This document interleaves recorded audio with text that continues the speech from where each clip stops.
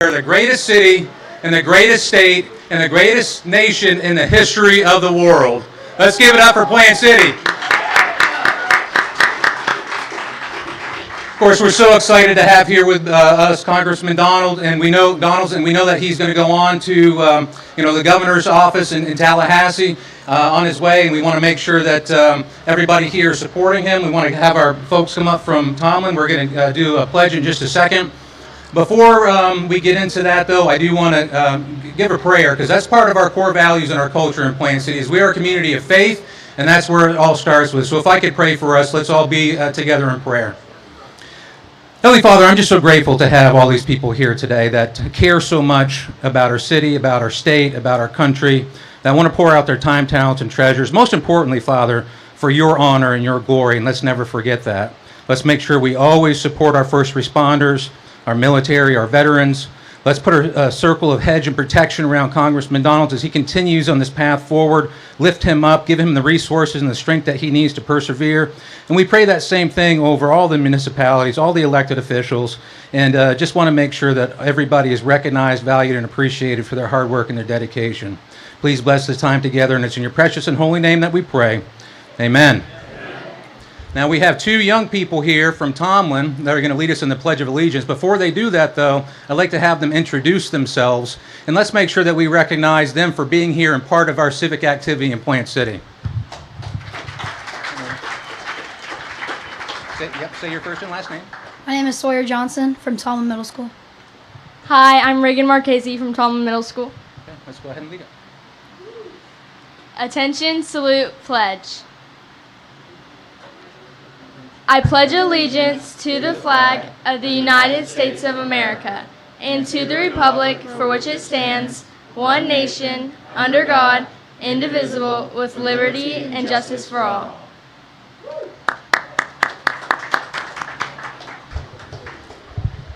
I'm going to turn it over now to our state representative, Lawrence McClure.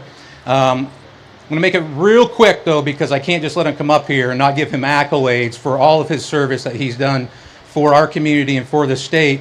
Term limited out now, unfortunately, but thank you, sir, for standing tall for Plant City. So many people here in this room, I'm not going to go through all of them. You know who you are. We have great partners in this state, and the only reason that Plant City is so awesome is because of our local delegation and people like our Commissioner of Agriculture. Thank you so much for your dedication and your hard work, sir. Good afternoon. Thanks for joining me on this nice, cool Plant City summer August day. My name is Lawrence McClure. I've been your state representative for 9 years, and it's been the honor of a lifetime. I'm here today to give a little perspective on why I'm supporting my good friend Byron Donalds. I had the pleasure of serving with him for the first 3 years of my time in the Florida House, and we collaborated. It's one thing to serve with people, it's another thing to work in a detailed way on legislation, and two bills stand out in particular. I ran the Guns and Churches bill that gave concealed permit holders the ability to carry during our church services to give another layer of security. Yeah, thank you. But I was a redshirt freshman when I ran that bill, kind of like being an 8th grader in a high school, and Byron Donalds stood by me the whole way. Taught me the ropes, and then we collaborated on another bill protecting senior citizens from financial fraud when he was insurance and banking chairman. And so the point is I've worked side by side with Byron on legislation. I've also worked with two other candidates that are on the Republican primary ballot tomorrow.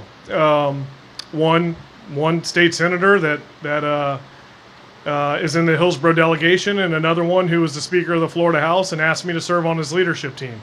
I've worked with all three of these men, and I want to tell you why I'm standing here today supporting my friend Byron Donalds. The first thing that I look for in any candidate, I kind of go back to my first election.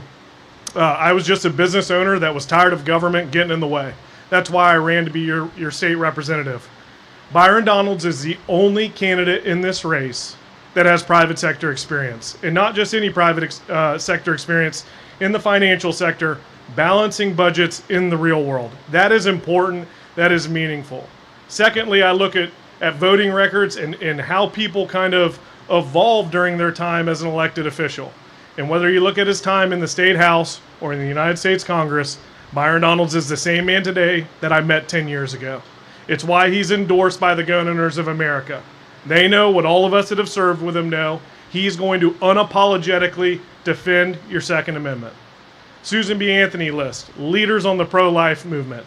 They're 100% with Byron because he will not back down from these, pro-choice, crazy left-wing people. He's going to stand there and protect the unborn. Over 40 sheriffs in this state have endorsed Byron Donalds. That's because he is the law and order candidate. When the narrative got a little shaky, when it wasn't so popular to stand by law enforcement, people were saying defund the police. Not Byron Donalds. He stood with them side by side. That's why they're backing him. He knows that he will always back the blue. Then, of course, our president, Donald Trump. He's endorsed 100% Byron Donalds, and it's because he recognizes leadership when he sees it. He knows what all of us know that have served with Byron. He's not going to back away from the fight. He's not going to cower to the Democratic narrative. He's just going to look him in the eye and say, bring it on. And so when I look at this election and I think about the consequences of November, I kind of reflect back on when I first ran 9 years ago. My wife and I, we didn't quite have kids yet. We were newly married. I was a businessman that was tired of government. And I'm still fed up with government getting in the way of the private sector, don't get me wrong. But I look at this through the lens of my two daughters. My soon-to-be 7-year-old who made me promise that I would say her name, Savannah, and my 3-year-old who could care less if I say her name, Madeline. And I think about what sort of state do I want them to grow up in? How do I want this to look as they're developing into young adults? And so when I frame it that way, there's only one option. I've served with all of these men. I've worked with each and every one of them. It's Byron Donalds, 100%. So my ask of you is, for those of you that have voted, thank you. Thank you for supporting Byron. Call everyone you know. Tell them to get out and vote for Byron tomorrow. And for those of you that haven't voted, please, please, please get out there and vote tomorrow. Take everyone you know. Byron Donalds is the right man to do the job.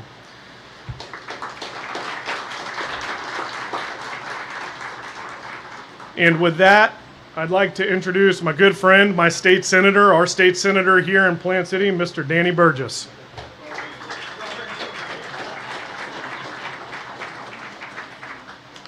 Good afternoon, Plant City. How we doing? It's a cold one out there today. Speaking of cold ones, we're at propagation, middle of the day on a Monday. I didn't know if it would be bad for him if I already had a beer, but I don't know if anybody else has already gone into that. Thank you. Maybe hold one for me until we're done. I love being in Plant City, especially when we're drinking Zephyr Hills bottled water. Two things can be true at the same time because I get the honor of representing Plant City in the Florida Senate for the last 6 years. But I also hail from Zephyr Hills, Florida, so we got the winter strawberry capital of America, and we got the greatest water in America. So thank you. Here, buddy. There are two things that I thought I knew for sure going into today's event.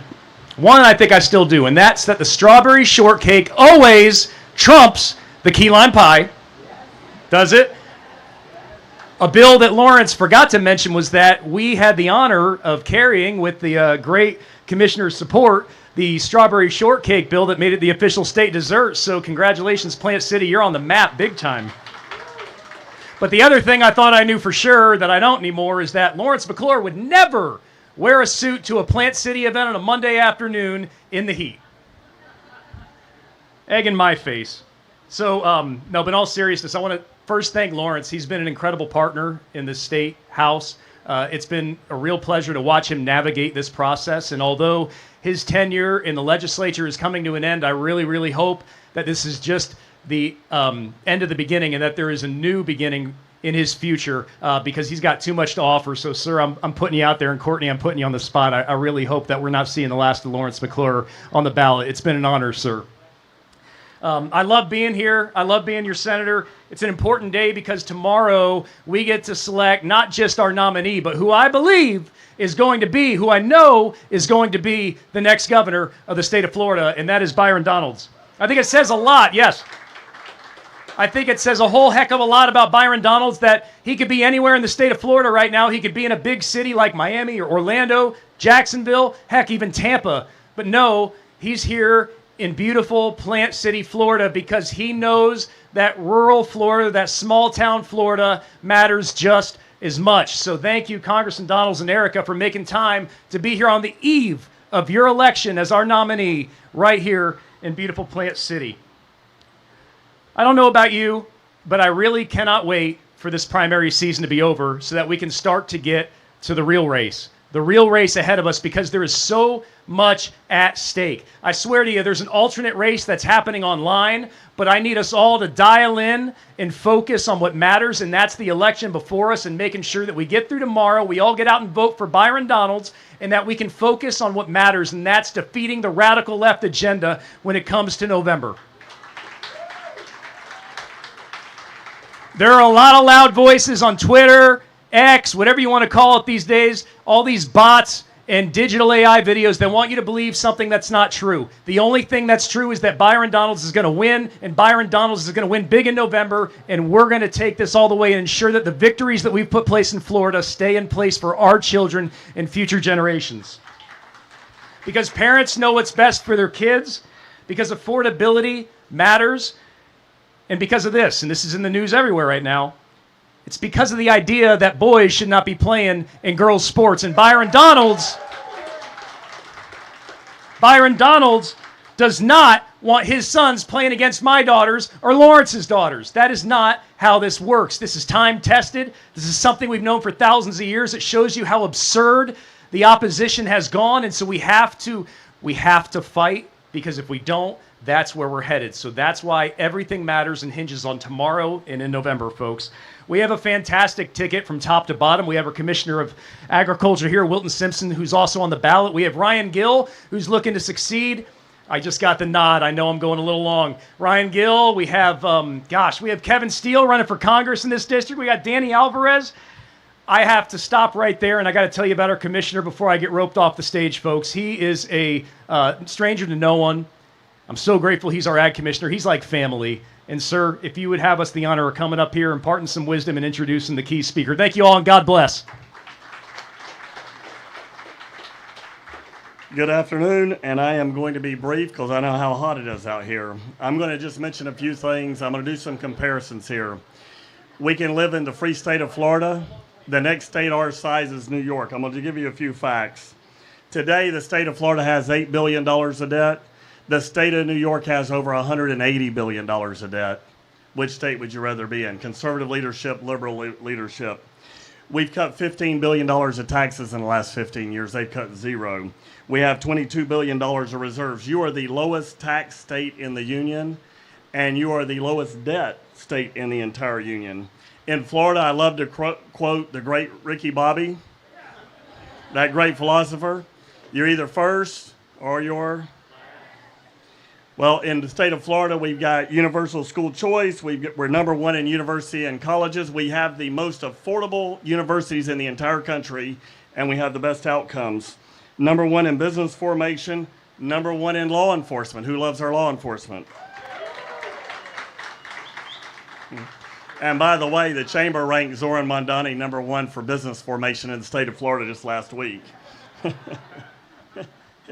Anyways, we've done many things, and I'm going to introduce a great friend here. But in the state of Florida, we are going to take care of ourselves, right? We're going to take care of our wildlife corridor. We're going to take care of agriculture. Byron Donalds is going to do an amazing job. I served in the Florida Senate. I was your Senate president for 2 years during COVID. We did many things, and Byron did a great job in the Florida House at that time. And I think Lawrence said it earlier today. He's the only person running for governor that's got private experience. And with that, and how he cares about our families and our kids, we need Byron Donalds in the governor's mansion come November. Thank y'all for being here today, and give a big Plant City welcome to Byron Donalds.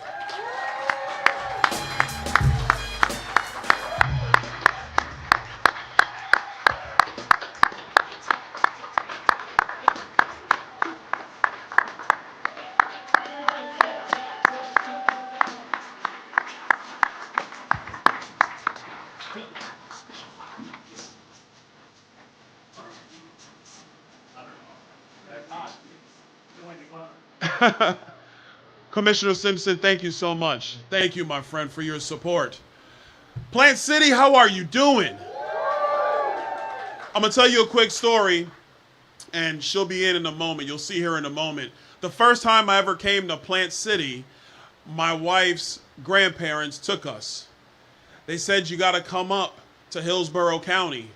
And I was just like, what are we doing? And my wife said, you don't know? And I said, at the time, it's like, honey, I've only lived in Florida about 6 years. What are we talking about? So they go, you got to come to the Strawberry Festival. And that was the first time I've ever come to Plant City. And that strawberry shortcake, oh, it's good. It was excellent. But listen, now I'm back. And I'm back for one reason. Because tomorrow, Republicans go to the polls and they elect the next nominee for governor.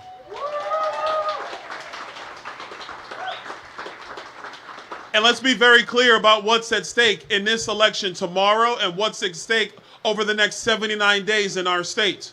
Tomorrow we choose once again who's going to lead our party into the future. Now let me give you a little backstory. When I got into politics, this was back in 2009, it was the Tea Party movement in Southwest Florida. I was somebody that was frustrated with what was going on in the American economy at the time. Like a lot of young kids, I was trying to figure out how we were going to make ends meet, how I was going to build that Florida dream for myself. My wife and I, when we first got married, we had a 1,200 square foot apartment with those old jalousie windows, jalousies? That's how you pronounce it, the jalousie windows. Everybody knows them because you had to crank them to open up the windows. And that's what we had. We had to negotiate the security deposit into our monthly rent because we didn't have the security deposit. That's all we could afford. When we were working early on, I transferred down to Naples, Florida from Tallahassee. I was a waiter at Cracker Barrel. When I got to Naples, Florida, I was still a waiter at Cracker Barrel. And on the weekends, I was moving furniture in the hotels just to make ends meet. Because when you're starting out, that's what you do. You just work hard every single day and try to find a way to bring it all together. My wife was 6 months pregnant with our oldest son, our first son. And she was a staff accountant, entry level, coming out of Florida State with a degree in accounting. And she started as a staff accountant. And on the weekends, she was working Kelly Services. She was answering phones on the weekend just to make ends meet. We worked hard those early years. We struggled those early years. So when we look at the affordability issues facing Floridians today, this is not lost on my wife and I. We know this because we've been through it. We understand what it means when you're trying to figure out how to balance between food and groceries and rent and health care. We know it because we've been there. Having kids, anybody that's got children, you know having a baby is not cheap. It's not cheap. And we figured out ways to do it. My wife and I, when we were in church, we were in the Dave Ramsey program. We were getting our paychecks in cash and stuffing envelopes. This was going to be for groceries. This was going to be for the kids' doctor's appointments. This was going to be for lunch and for food. And we did all that, but we worked hard every single year. You see, even though times can be tough, Florida is the great meritocracy in all of America. And so we knew that if we just kept at it and stayed focused, we will be able to figure it out and build that Florida dream. I remember after our oldest son was just born, my wife wanted to get her master's degree in accounting. And said, what does a family do? You stick together. So while she would work all day and study all night, I was mom and dad. I took care of our son. I made sure he got fed. I know how to change diapers. And I know the bedroom routine. Because that's what families do when you're trying to make ends meet. And quite frankly, that's what Floridians are doing right now. Working hard to make ends meet. So as your next nominee for governor in this great state, these are not the words of somebody who's been listening to consultants and lobbyists and staffers. These are the words of a young man who came to this state 30 years ago, who built his life with his wife from the bottom, who knows how hard it is to get started and build the Florida dream for yourself. And we want to make sure that Florida dream is alive and well for everybody in our state.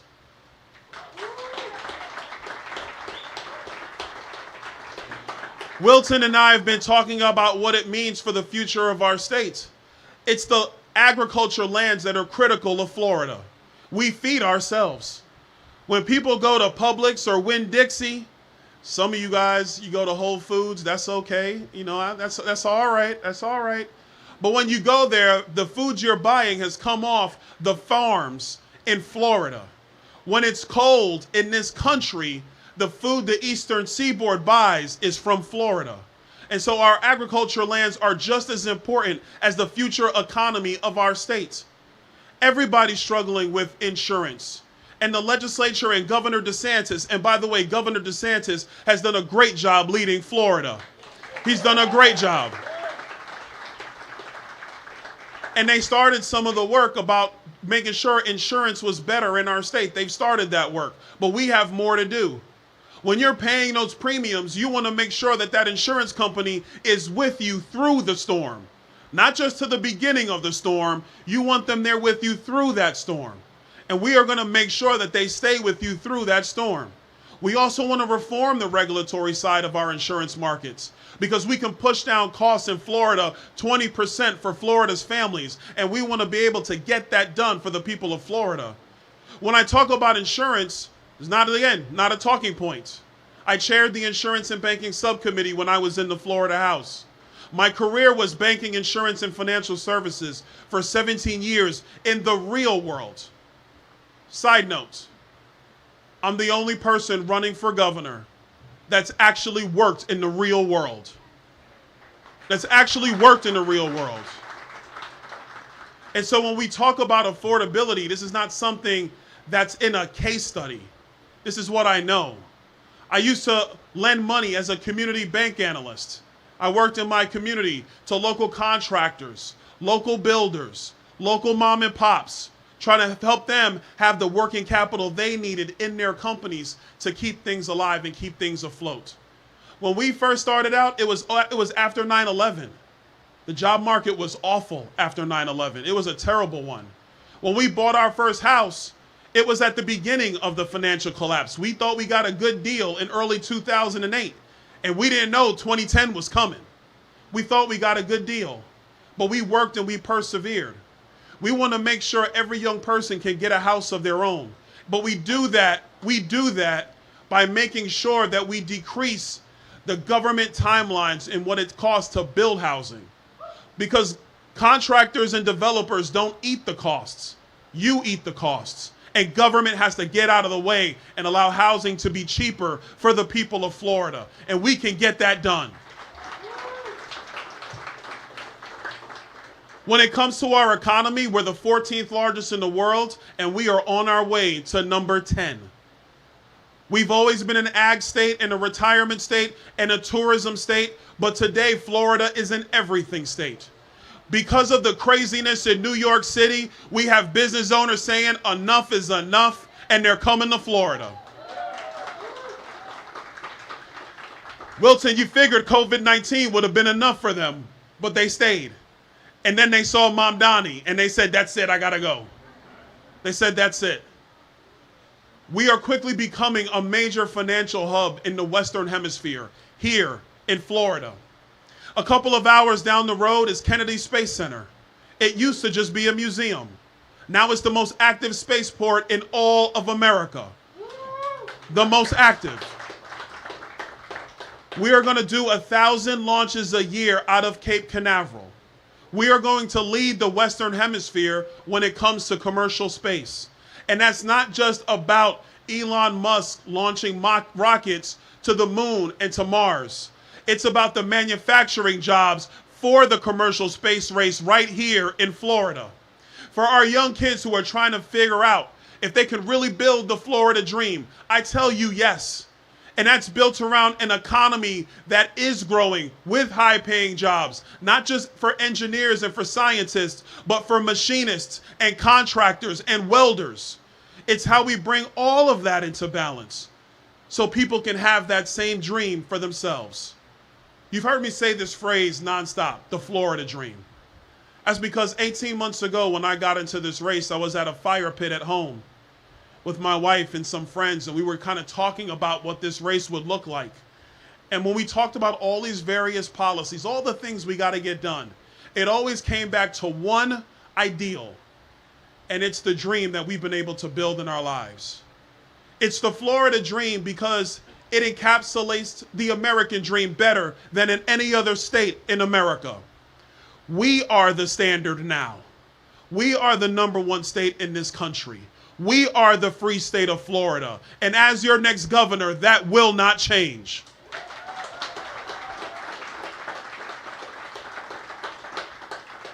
So Republicans are going to decide tomorrow. By the way, who's voted? Who'd you vote for? Who's got to vote tomorrow? Well, you already know the homework assignment, don't you? Tomorrow you go to the polls and vote. I'm always asked, why do you keep saying every election is the most important election in our lifetime? Wilton and I have said it. Danny and I have said it. McClure, Danny Alvarez, Karen Gonzalez-Pittman, Michael Owen, we all say it. This is the most important election in your lifetimes. Well, the reason why it's said every election cycle is because when the framers of this nation built the greatest governing document man has ever known, very famously, Benjamin Franklin came out of that hot hall in the summer in Philadelphia, and he said, "It's a republic if you can keep it." If you can keep it. Well, that republic is only kept by you going out and voting. That's how we keep the republic alive and well.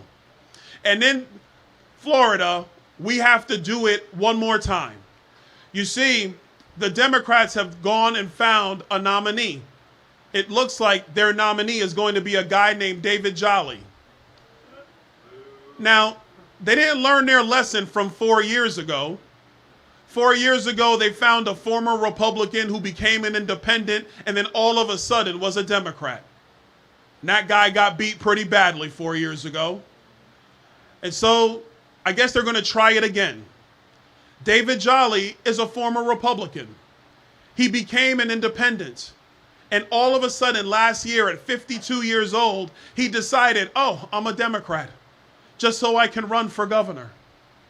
Ladies and gentlemen, David Jolly's a Trojan horse for the Democrat Socialists of America. This is a man who still believes it's okay for boys to play in girls' sports. Like just pure insanity. It's just him and the WNBA that think that. Nobody else. Nobody else. And so somebody who thinks that's okay shouldn't be the governor of a state.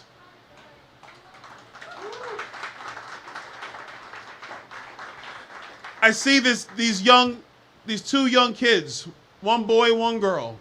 What's your ages? 13? David Jolly still thinks it's okay to change the gender of young kids. No. He thinks it's okay. That's just crazy. And as your next governor, we will always protect the puberty of our kids.